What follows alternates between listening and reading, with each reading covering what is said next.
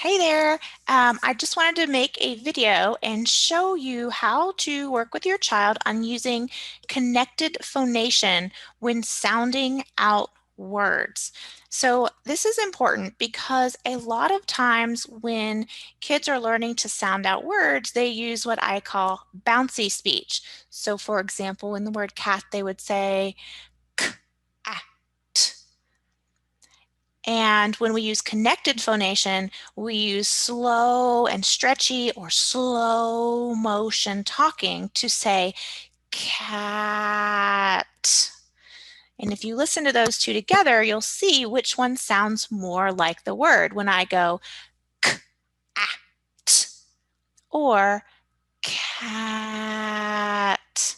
Now, what's also important here is you want to make sure that on those whisper sounds, the k sound, they are not putting an extra in there. And so sometimes you even get k at because it's harder to blend those first two sounds together. So you hear k at, but we don't say k at.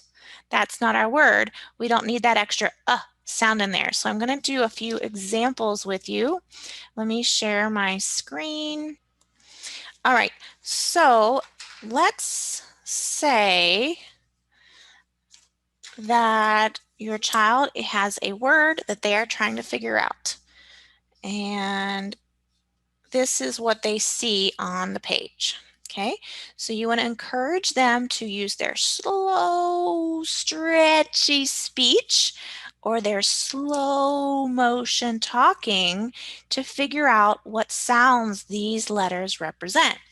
So we're going to look at it, and what we want them to do is to say kid.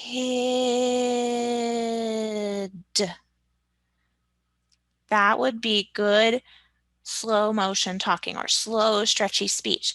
If you hear something that sounds like k, I, d, remind them that they're using bouncy speech, and that's good, but it makes it harder to hear the word because we're saying k, I, d.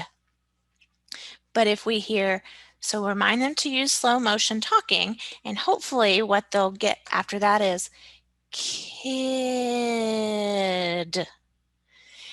Now, a lot of times, something else that children do when they're learning to sound out is they do a better job of blending these last two sounds than they do with this first sound. So you'll get k, id.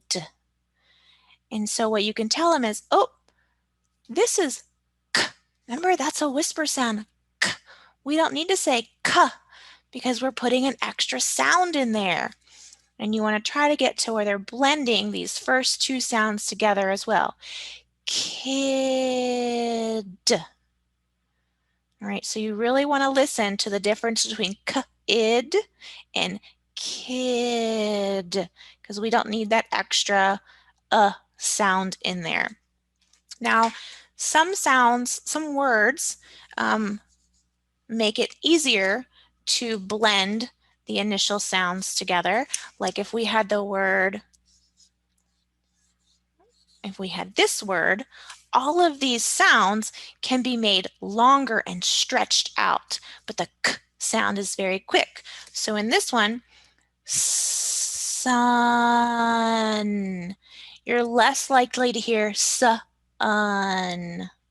sun, because you can make this s sound much longer than the k sound in kid. All right, I'm going to give you a few more examples.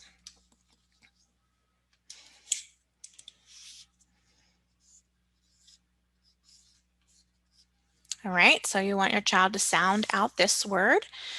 What we want to hear is pet. It's the vowel in this word that you can make longer, okay? This p sound and the t sound are very short by nature. That's how they're produced. What we do not want to hear is pet, okay? There's a couple things that are problematic with that.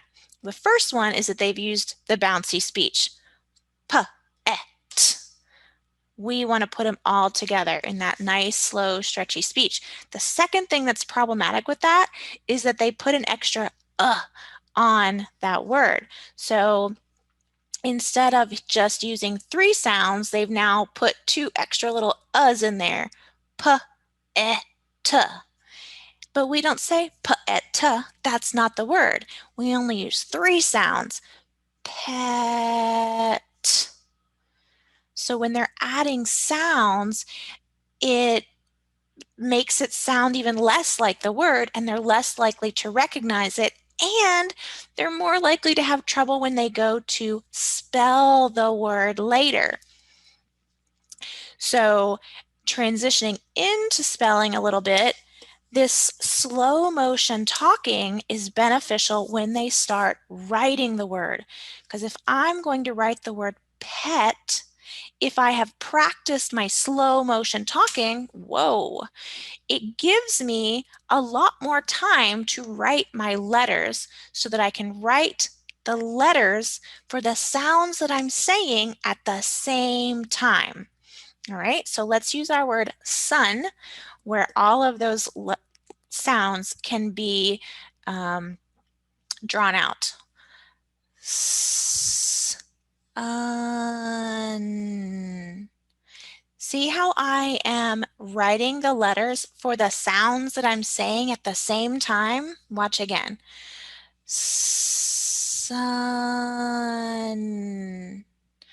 And because I've practiced using my slow, stretchy speech, it gives me more time to write the letters. Now you can do the same thing with shorter letters. P, at. Just takes a little more practice.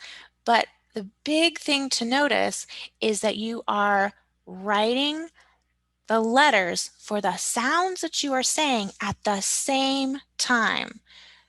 K, id, kid. Okay, now why is it important to say the sounds as we are writing them? And I'm going to tell you why. Because kids have to map the sounds to the letters. Okay, and kids with dyslexia have a harder time with this, but their brains have to figure out what letters can represent what sounds. It's called phoneme grapheme mapping, and we need to help their brains do this as much as we can. So when we are writing, if we are only writing and not saying the sounds, we're using 2 of our senses, our motor to write and our eyes to see. Okay, language by hand, language by eyes.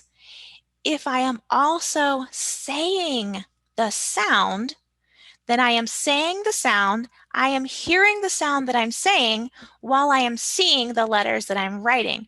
So now you're recruiting 4 different senses for the same task, which is going to help them with that mapping twice as much. All right.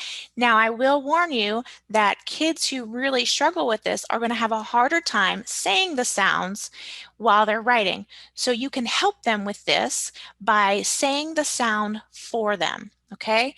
So if a child is writing sun, and even if you've reminded them to say it, if they're just writing because they're working so hard just to get the right letter on the page, you can say the sound for them while they're writing the letter. So in this instance, they're not saying it, they don't have the language by mouth, but they're still getting the language by ear, which is 3 senses.